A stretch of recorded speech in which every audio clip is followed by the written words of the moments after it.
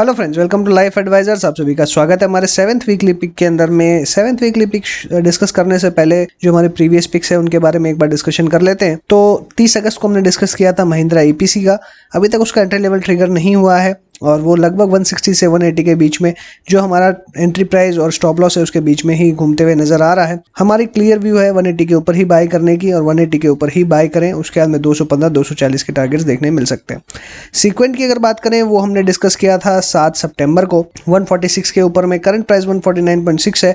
हमारा first target इसमें achieve हो चुका था 168.7 का। एग्जिट अभी हमने नहीं दिए क्योंकि 180 से लेकर 200 तक के टारगेट्स भी हमारे इसके अंदर में हैं और अभी इसके अंदर 2.47% का पॉजिटिव रिटर्न दिखाई दे रहा है। 17 सितंबर को हमने डिस्कस किया विनती ऑर्गेनिक्स जो हमारा पिक ऑफ द मंथ भी था। और अगर करेंटली देखें 1250 के ऊपर में एवरेज प्राइस एंट्री प्राइस था हमारा। 1600 का टारगेट है। 1419 तक का हाई इसने बनाया 1249.8, तो लगभग अपने कॉस्ट के आसपास ही चल रहा है। बहुत ही फ्लैट रिटर्न अभी फिलहाल देखने मिल रहा है, बट अदरवाइज देखेंगे तो काफ़ी अच्छे रिटर्न इसके अंदर में हमको देखने के लिए मिले।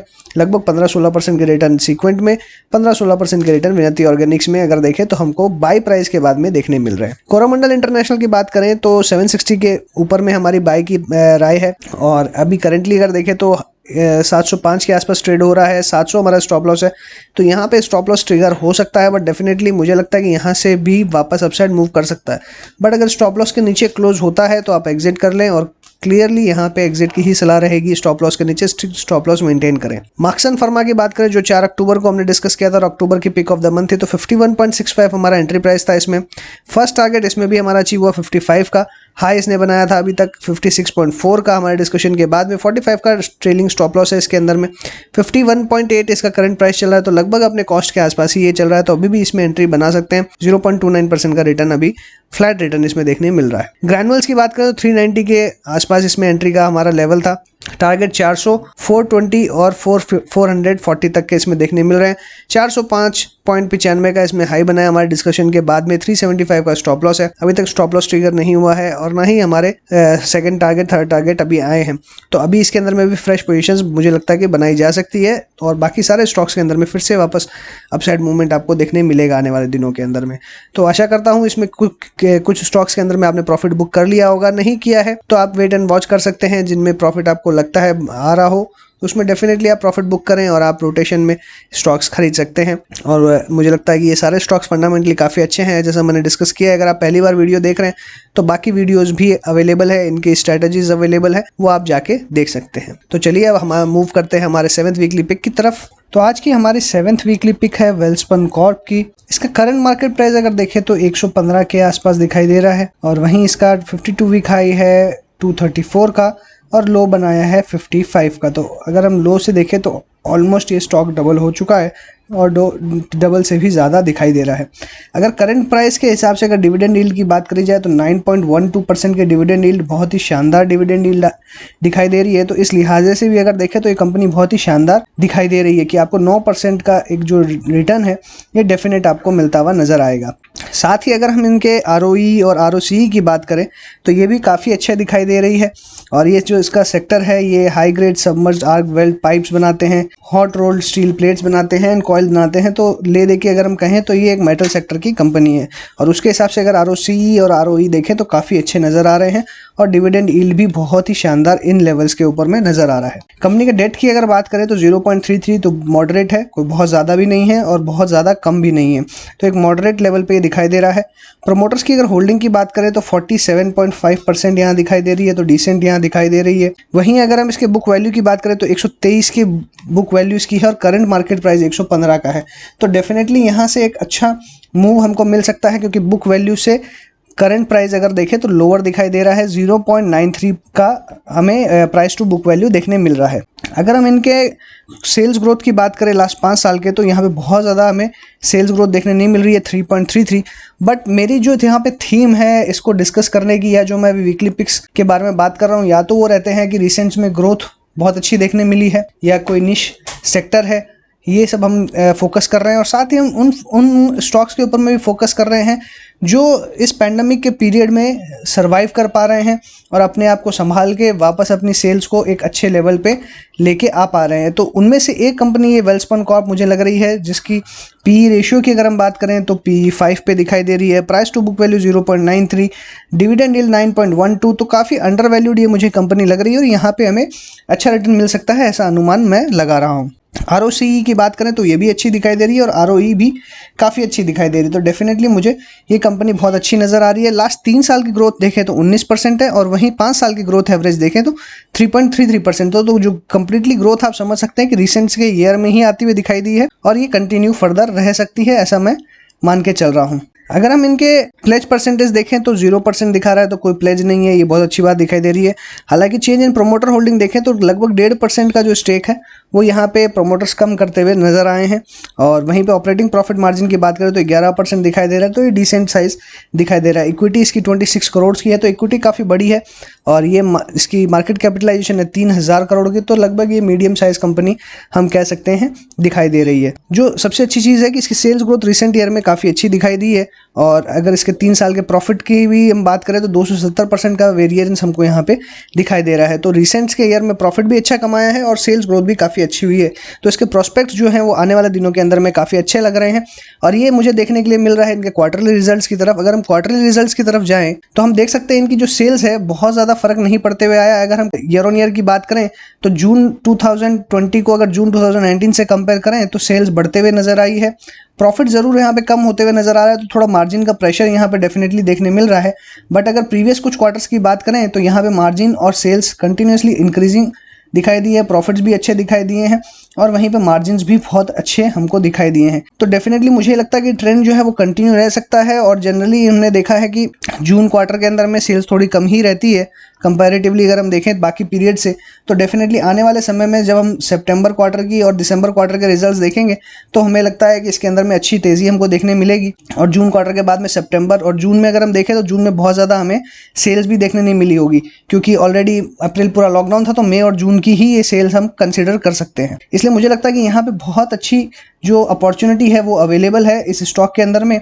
और आने वाले जो सितंबर क्वार्टर, दिसंबर क्वार्टर और मार्च क्वार्टर, ये 3 जब क्वार्टरली रिजल्ट्स आएंगे तो इसके अंदर में इम्पैक्ट हमको देखने मिलेगा और वो इम्पैक्ट हमको प्राइजेस में भी देखने के लिए मिल सकता है। अगर इस कंपनी के हम शेयर होल्डिंग पैटर्न की बात करें तो शेयर होल्डिंग पैटर्न हमको क्लियरली दिखाई देगा कि मार्च से अगर जून को कंपेयर करेंगे तो यहाँ पे चेंज होते हुए दिखाई दिया, लगभग 1.5% की होल्डिंग यहाँ कम होते हुए दिखाई दी है। वहीं अगर FIIs की बात करें तो FIIs ने भी होल्डिंग थोड़ी कम करी है और DIs की होल्डिंग भी थोड़ी सी कम हुई है, बहुत मार्जिनल है, बहुत ज़्यादा यहाँ पे कम होते हुए नहीं दिख रही है। बट डेफिनेटली अगर हम प्रीवियस ईयर से अगर कंपेयर करें तो FIIs ने अपनी होल्डिंग बढ़ाई ही है। और अगर हम DIs की भी बात करें तो DIs की हमें लगभग फ्लैट देखने के लिए मिल रही है, कि कभी कम कभी ज़्यादा होते रहती है। बट ओवरऑल अगर देखें तो प्रमोटर होल्डिंग भी लगभग फ्लैट है, बहुत ज़्यादा फ्लक्चुएशंस नहीं है, क्योंकि 2017 से अगर हम कंपेयर करें अभी की भी जून 2020 की, तो बहुत ज़्यादा फ़र्क हमें देखने नहीं मिल रहा है। बीच में प्रोमोटर्स अपनी होल्डिंग बढ़ा भी रहे हैं और घटा भी रहे हैं, तो दोनों तरफ से हमको प्रोमोटर होल्डिंग में चेंज देखने मिल रहा है। लेकिन FIIs ने कंटिन्यूसली अपनी होल्डिंग बढ़ाई है, यहाँ पे हल्की सी कम करी है, बट मुझे लगता है कि आने वाले दिनों के अंदर में वापस यहाँ पे होल्डिंग बढ़ती हुई आपको नजर आ सकती है और वो आपको प्राइस में रिफ्लेक्ट होते हुए ज़रूर नजर आएगी। अगर हम इसके ग्रोथ रेशियोज़ की बात करें तो करंटली आप देख सकते हैं 19% की सेल्स ग्रोथ लास्ट 3 साल में देखने मिल रही है, तो ये रिसेंट ईयर्स में हमको देखने मिल रही है। प्रॉफिट ग्रोथ भी देखें तो 5 साल में 24% का प्रॉफिट ग्रोथ की कंपाउंडिंग रेट है और 270% लास्ट 3 साल की है, तो काफ़ी अच्छी हमें यहाँ पे प्रॉफिट ग्रोथ देखने मिल रही है। और इस साल का अनुमान लगाया जा रहा है कि 1000% मतलब प्रॉफिट और ज़्यादा बढ़ सकता है। स्टॉक के प्राइसेस की अगर बात करें तो ये ऑलमोस्ट हमें 10 ईयर लो के आसपास ही दिखाई दे रहा है, क्योंकि अगर हम करंट प्राइस से देखें तो 7% का नेगेटिव रिटर्न हमको देखने के लिए मिल रहा है, तो बहुत ही ज़्यादा गिरावट स्टॉक में देखने मिल रही है। ROE की बात करें तो काफ़ी अच्छी इंप्रूवमेंट यहाँ दिखाई दे रही है, 5%, 6%, 9% और अभी करंट ईयर में, लास्ट ईयर में हमको 22%। तो यहाँ पे ROE जो है वो इम्प्रूव होते हुए दिखा रही है, जो कि कंटिन्यूसली हमको प्राइस में देखने के लिए मिल सकता है और एक अपसाइड प्राइस मूवमेंट हमको इसमें देखने मिलेगा, ऐसा मेरा अनुमान है। और मुझे टेक्निकली भी अच्छा लग रहा है और फंडामेंटली भी काफ़ी ठीक लग रहा है। तो अभी हम चलते हैं और इसके टेक्निकल्स डिस्कस करेंगे। अगर हम डेली चार्ट्स में देखें तो करंट क्लोजिंग प्राइस है 115 रुपये 15 पैसे का, और यहाँ पे ये काफ़ी लंबे समय से 100 रुपये से लेकर 120 के बीच में कंसोलिडेशन कर रहा है और फर्दर एक अपसाइड मूव दे सकता है, ऐसा मेरा अनुमान है, क्योंकि ऑलरेडी इसने लगभग 1, 2 और 3 बार अटैम्प्ट किया है। This is the 4th time ये अटैम्प्ट करेगा। 4th टाइम अगर अटैम्प्ट करता है और सक्सेसफुल रहता है 120 के ऊपर में क्लोज होने का, तो डेफिनेटली एक अच्छा बाय बनेगा। तो हमारे बाय की जो रेंज रहेगी वो 120 रुपये के ऊपर में ही रहेगी। 120 रुपये के ऊपर जिस दिन भी क्लोज होगा उस दिन या तो क्लोजिंग के समय या नेक्स्ट डे हम बाय करके चलेंगे और हमें फर्दर अपसाइड 150 तक का देखने के लिए मिलेगा। तो यहाँ से 25% तक की तेज़ी मैं एक्सपेक्ट कर रहा हूँ। यहाँ पे 25% तक के रिटर्न्स हमको मिल सकते हैं। अगर ओवरऑल ट्रेंड देखें तो कंटिन्यूसली अपसाइड ही दिखा रहा है, और अगर हम इसके रेजिस्टेंस की बात करें तो 120 के आसपास ही अगर हम देखें तो एक अच्छा रेजिस्टेंस बना हुआ है। हालांकि ये रेजिस्टेंस जो है वो काफ़ी छोटा है, और जैसे ही ये अराउंड 130 के आसपास आता है तो यहाँ से एक अच्छी बाइंग आती है हमेशा, और हम देखते हैं यहाँ से अच्छे मूवमेंट भी देखने मिलता है। तो मेरा ऐसा अनुमान है कि 120 के ऊपर ये सस्टेन रहेगा, और अगर हम यहाँ पे लाइन ड्रॉ करें तो आपको अप ट्रेंड में ही मिलेगा। और यहाँ पे अगर हम वेज बनाते हैं तो राइजिंग वेज पैटर्न जो है वो हमको देखने मिल रहा है, और 120 के ऊपर में क्लोज होते ही एक अच्छी ब्रेकआउट मिलेगी। 150 का फर्स्ट टारगेट रहेगा। तो हमारे इसके अंदर में फर्स्ट टारगेट जो है वो है 150 के। उसके बाद में अगर 150 अगर क्रॉस करता है तो डेफिनेटली और फर्दर अपसाइड मिलेगी। 160 पे स्मॉल रेजिस्टेंस है और फिर मेजर रेजिस्टेंस 180 पे मिलेगा। तो नेक्स्ट टारगेट 180 रहेगा। 180 से अगर पार होता है तो 220 तक भी जा सकता है, जो कि इसका लास्ट टाइम ऑलरेडी हाई बना था। तो 220 के आसपास भी ये स्टॉक जा सकता। तो यहाँ से 2x की पॉसिबिलिटीज़ ज़रूर दिखाई दे रही है, बट हमारा पहला टारगेट 150 रहेगा, फिर 120, फिर 180, फिर 220, और इसको ट्रेलिंग स्टॉप लॉस के साथ में हम होल्ड करेंगे। अगर 150 आता है तो हम 140 का ट्रेलिंग स्टॉप लॉस रखेंगे, और अगर 180 आता है तो हम 150, 160, 170 का ट्रेलिंग स्टॉप लॉस लेके चल सकते हैं। इस तरीके से हमें काम करना है। अगर हम इसके ओवरऑल अगर वीकली चार्ट्स को देखें, अगर देखें तो यहाँ पे भी कंटिन्यूसली आपको दिखेगा कि एक अपसाइड बाउंस ही देखने मिल रहा है। एक स्ट्रॉन्ग रेजिस्टेंस 120 के आसपास ही दिखाई दे रहा है, इसलिए मेरा कहना है कि 120 के ऊपर में क्लोज होगा तभी हम बाय करके चलेंगे। 140 एक बहुत ही मीडियम रेंज है, तो 140 तक के टारगेट्स तो डेफिनेटली देखने मिलेंगे। 150 अगर आता है तो एक बार प्रॉफिट बुक करके निकल जाना चाहिए। वापस री एंट्री के लिए थोड़ा नीचे लेवल पे हम कर सकते हैं। और 150 एक बार क्लोज होगा तो 160 बहुत ही स्मॉल रेजिस्टेंस है, इसलिए 180 तक हम डेफिनेटली जा सकते हैं, क्योंकि गिरावट अगर देखें 180 के रेंज के ऊपर में ही हमें आते हुए देखने के लिए मिलती है। तो 180 एक बहुत ही हाई रेजिस्टेंस जोन है, इसलिए 180 के आसपास आएगा तो फिर नेक्स्ट टाइम हम फिर से प्रॉफिट बुक करेंगे। और मुझे लगता है कि ये डेफिनेटली टारगेट जो है बहुत जल्दी देखने के लिए मिलेंगे, बट 150 का टारगेट बहुत आसानी से अचीव हो सकता है, और 120 के ऊपर जैसे ही क्लोज होगा हम इसे बाय करके चलेंगे। मंथली चार्ट्स के अंदर में भी अच्छी तेज़ी इसके अंदर में देखने मिल रही है, और एक रेंज अगर देखें तो आप 80 रुपये के आसपास से हमेशा इसमें बड़ी अपसाइड आती हुई देखने मिलती है हमको, और अब की बार भी हमें 80 रुपये के बाद में अच्छी तेज़ी इसके अंदर देखने मिली। बट अगर फर्दर 120 के ऊपर क्लोज होती है तो हमें और ऊपर के लेवल भी देखने के लिए मिलते हैं।